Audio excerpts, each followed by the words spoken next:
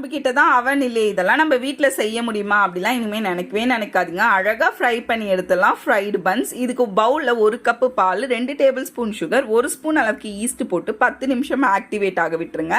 இப்போ வேற பவுலில் 1 கப் அளவுக்கு Medha, 1 table spoon milk powder, 1/2 spoon உப்பு, 2 டேபிள் ஸ்பூன் எண்ணெய் ஆட் பண்ணிட்டு ஆக்டிவேட் ஆன ஈஸ்டையும் இது கூட சேர்த்து நல்லா பிசைஞ்சு கொடுத்துக்கோங்க. இது ஸ்டிக்கி டோவாக தான் இருக்கும். ரொம்ப நம்ம சப்பாத்திக்கு பிசைகிற மாதிரிலாம் இருக்காது, கொஞ்சம் ஸ்டிக்கியாக தான் இருக்கும்.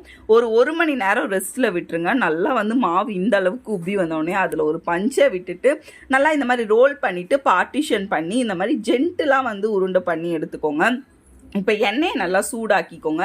சூடான எண்ணெயை சிம்மில் வச்சுட்டு நல்லா ஒரு பால்ஸாக இதில் போட்டு நல்லா ஜென்டிலாக திருப்பி கொடுத்து வேக வச்சு எடுங்க. சிம்மிலே வச்சு வேக வைங்க, அப்போ உள்ளே நல்லா வெந்துடும். இந்த மாதிரி நல்லா கோல்டன் ப்ரௌனில் ஆனோடனே எடுத்திங்கன்னா ஒரு சூப்பரான ஃப்ரைட் பன்ஸ் ரெடி.